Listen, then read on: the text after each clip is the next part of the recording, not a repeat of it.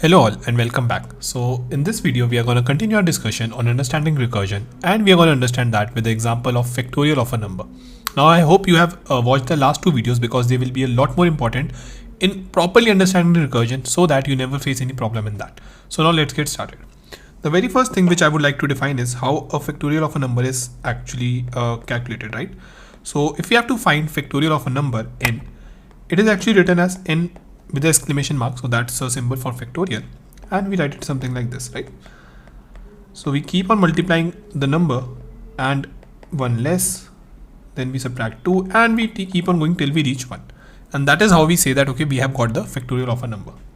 Now the next thing which I want actually to think of based on the discussion which I discussed in the last class is, can I make this problem a problem where the solution actually depend on something of a same problem but with a smaller input, right? So I will repeat once again what I'm trying to do is, I want to make finding out the factorial as a problem where I can solve a same problem but with a smaller input, right? So I think that is actually doable. If you see these numbers, right? If you see all these numbers, I can actually write it something like this. So my n minus 1 factorial, like if in this particular formula I change n with n minus 1, then I get the formula for n minus 1 factorial. So in that note, what effectively my n factorial boils down to is n into n minus 1 factorial, right? So pretty intuitive, pretty easy to understand, but I wanted to make sure that you understand that with the respect of a particular understanding of recursion. So I saw that yes, my problem of a factorial can actually be written in a way where I can solve this problem by solving a similar problem, right? So this is something which is called as recurrence relation as well. Now we are going to talk a lot about it. We are going to write and find it for lots of, I would say, questions as well, because that is very much important. What effectively is happening here is that we have actually made our problem. So I can now write this effectively as, if I want to find factorial of a number, I am very good to find the factorial of a number if you give me the factorial of number which is 1 less than the current number, right? Now moving forward with the same mindset, what I can effectively do is, I can write factorial of my n minus 1 something like this, n minus 1 into n minus 2 and all the way to 1. Now if I move forward, I can similarly write this into n minus 2 factorial. So we saw that yes, this problem is something where we can solve this problem by making this problem a step smaller, right? So now let us try to code this thing. Let us try to code this thing and actually see if we can solve this via recursion, because we have gotten a recursion relation where we are able to satisfy this particular definition, right? So now let me code this. So let's say we have a factorial as a function which takes in a number, and what effectively I'm doing is I am returning n into factorial. I'm calling this again. So yes, it's a case of recursion, and let me now try to find the factorial of 5, right? So let me run this. Now many of you might be thinking something, and yes, that's gonna happen, and I got the same error, right? So it is just showing that yes, line repeated 996 more times, recursion error, maximum recursion depth exceeded. Now here I would also like to just show you one thing. From Google directly we can see that why Python has maximum recursion depth, right? So just let me remove this, and yeah, this should answer. Maximum recursion limit, maybe we can find. Yes, so the limit actually prevents infinite recursion from causing an overflow of the C stack and crashing Python. So if you have seen the last video, there I also explained you about the stack memory, right? So Python actually just uses this internally limit on the maximum recursion which you can call, and that is actually done to avoid the overflow of your stack memory, right? So as we all know, Python is written on top of C. Now these things becomes important from an interview point of perspective, that because if you will be writing the same code in C or Java, there you will get some segmentation error or memory exceeded error. So that is very important to understand.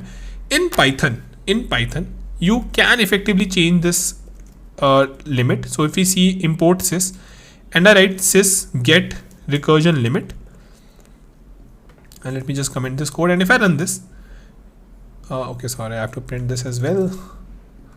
So yeah,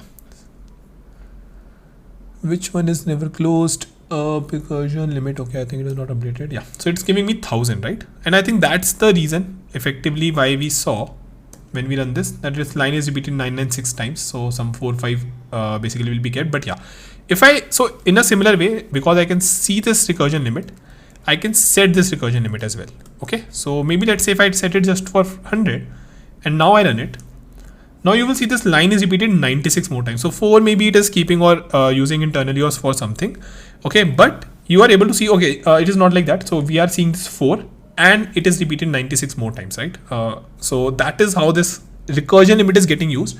Python internally sets it and even allow you to set it so that, okay, in case if you encounter a code like the one which you have written where this limit exceeded, it can prevent that stack overflow case, right? So this thing is very important to understand, and now is the right time to understand, because going forward you're going to write lots of these functions on recursions, right? So yes, we saw all these things, that exactly what is happening. Just one thing I would like you to show again so that all of you can understand, though I'm pretty sure based on our previous understanding, previous working, these will be a lot clear, right? So let us see exactly what is happening. So I define this method, and actually let me just write this code a little bit easier so that all of you understand. What we can do is I can define a small or I would say small answer, right? Small answer I can just find by factorial n-1. Then I can find my answer, that is going to be answer into small answer. So I'm just dividing it into variables and then I can return the answer, right? So same thing, just I made sure that I'm defining the variables for this. And we see that yes, this is getting repeated 96 more times. So because you have set it 100 this time, so it is just getting called for 100.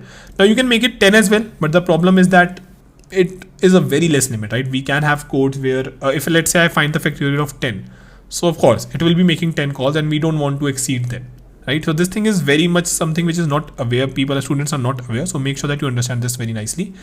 Now let me now run this code and show you exactly what will be happening, right?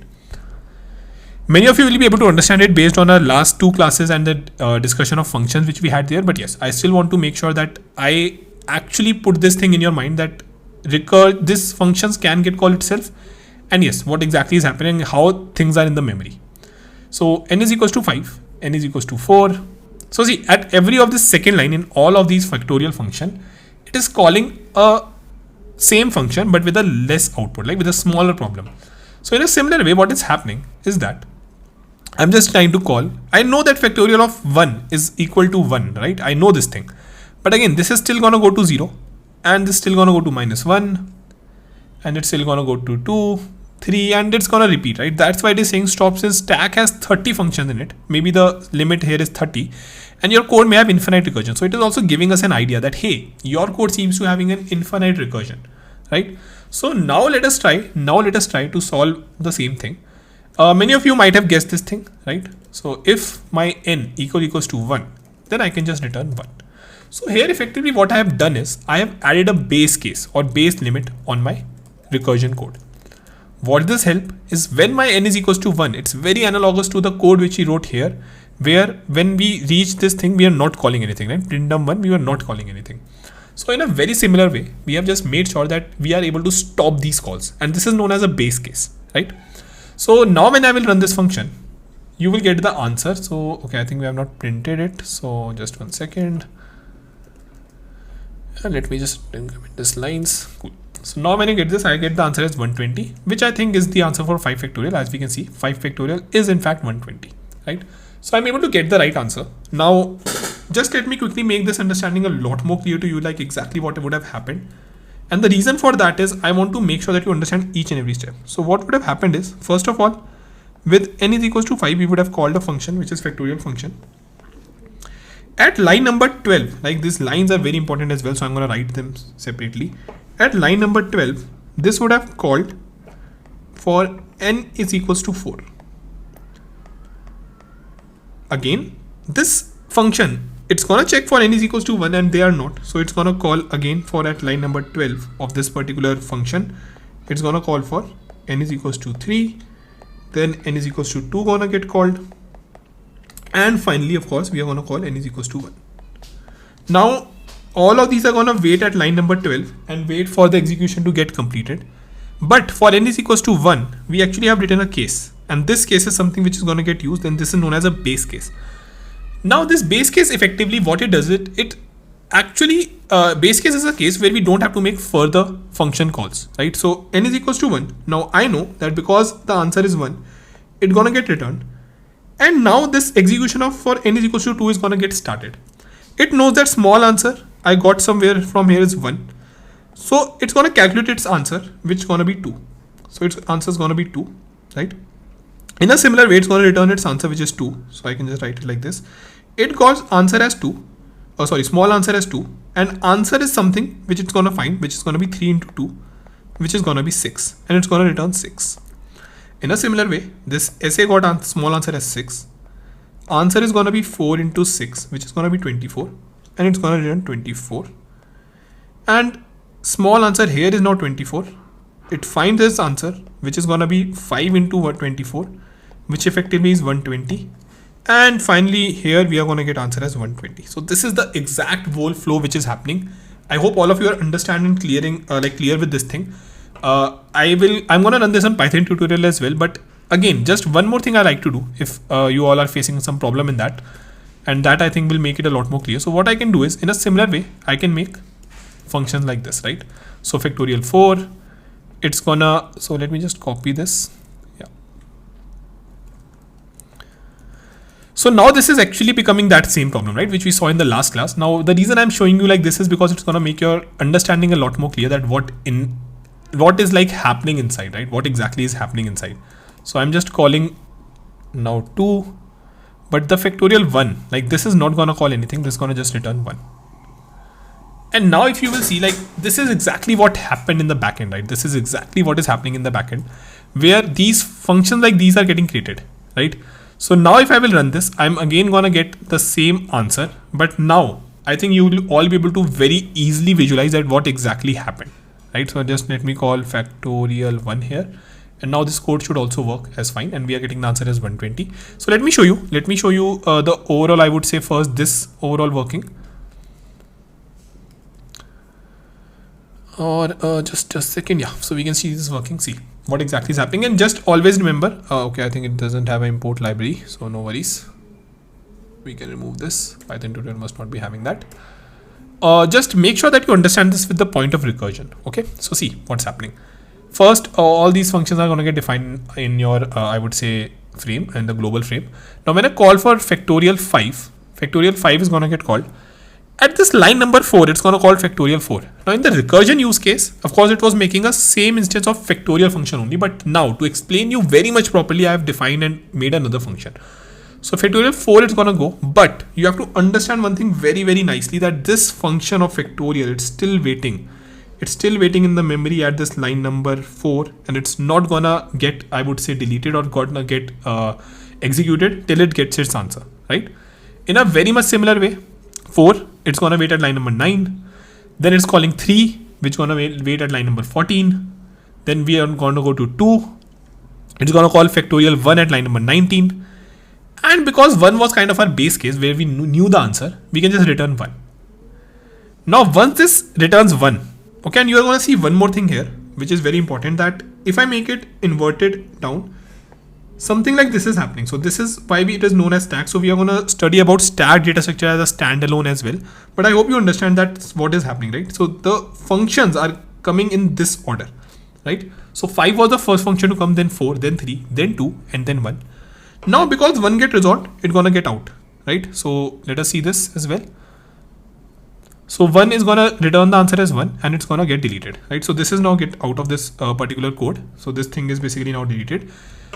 Now 2 got its answer, and at 20 line it's gonna continue with its execution, and it's gonna get the answer as 2. It's gonna return it. Similarly, it's gonna also get removed from the stack memory in a very similar way, and you can see that all of these are waiting, right? So 3, it's gonna get its answer and gonna return it. 4 is again gonna get its answer and gonna return it. And finally we are coming to 5. Okay, finally we are coming to 5. Just that in the other code you are not able to see these codes, right? So that's why I have made sure to make them separately, so that your visualization and your understanding in the back of your mind is very clear. Now when I finally find the factorial, right, I am actually able to see that, okay, the answer is 120, and that's how it is returning me 120 as answer. So return value is 120, which we are finally printing, and we get our answer, right? So again, just to, I would say, show you again and again, I'm gonna make it like this. So let's just remove all these lines. And now I think everything will be a lot more clear to you, because now when I show you this overall working, you all will be able to make sense of it. See, now just one thing has changed. 1 second. Okay, I have to edit this code and we have to call Factorial. We are using recursion this time. So yeah, now just one thing has changed, everyone, which is we have just a factorial function, right? So this 2, 4, 3, 2, 1, all of them are deleted, but we have understood that yes, they are gonna get defined. So see, factorial with n is equals to 5 gonna get defined. It's gonna check if it's 1, right? It's not 1, so it's gonna go and it's gonna call small answer. So earlier it was calling factorial 4, but now the same function is just getting called with a factorial function with a value of 4. 4 getting called, then 3 getting called, then 2 getting called, and finally 1 is gonna get called. But the thing with 1 is that because we have mentioned that if our n is equals to 1, right, it's gonna return 1. So again, the same thing is happening here as well. And this is very important to understand. That's why I'm drawing it so many times and showing you the exact execution. Because I feel when you're learning recursion for the first time, these all helps a lot. Like this visual tools helps a lot. Now finally, because we know the answer for 1, it's gonna get returned. It's gonna return you the answer as 1. This gonna calculate this answer and gonna return 2. Gonna return 2. Yes, so this gonna return 6. Let us see this happening as well. So it's return 1. Right now this factorial 2, it got its answer as small answer. And you can understand now, right? So we just defined these functions separately in the last example where they were 3, 4, 3, 2, 1 and right. So now it's just gonna return its answer as 2. Going forward, it's gonna return its answer as 6. Factorial with n4 is gonna return its answer as 24. And finally factorial with 5, the direct function which we called. But I think now you're understanding that, okay, how in the backend these functions are getting I would say created, how they are getting removed, in which order they are coming in which order they are coming out. All of this you are able to visualize. And finally, I will be returning my answer with 20. And because I called this here, this is where my flow gonna come back. Okay. So yeah, I'm gonna get my answer as 20. So with that, okay, with that, I hope all of us are clear. With that, I hope all of us are clear that how overall the use case or the recursion is working in the behind. Right, so we did saw, and I think we are now able to see and basically just check again everything, all these things which we learned that about functions, about recursion overall. Okay, few things we saw and which I think is also clear, that how recursion was facing a maximum length exceeded error, right? So recursion at one point, recursion was giving us maximum length, maximum depth exceeded, I think, right? So maximum depth exceeded. Now the reason for that I've already explained you, that because we didn't have base case, so all the working and everything was going as forward. Okay, so we have to make sure. Okay, so I'm going to write this as well. We have to make sure that recursion stops somewhere. And don't keep on going till infinity, right? And for that we have seen that exactly what we do, we add a base case. So I'm writing all this thing down so that you have actually this in your mind, right? Because these are gonna a lot useful to you, right? When you're gonna write these code for recursion, these all things are gonna be a lot useful to you. Now just one thing, if you have seen as of now, and you must have realized that, hey, what if tomorrow we have to find now this for n is equals to 10? Are we gonna draw like this 10 boxes? Am I gonna draw the whole sequence and everything? Well, of course that is not feasible, and the answer for that is of course no. So now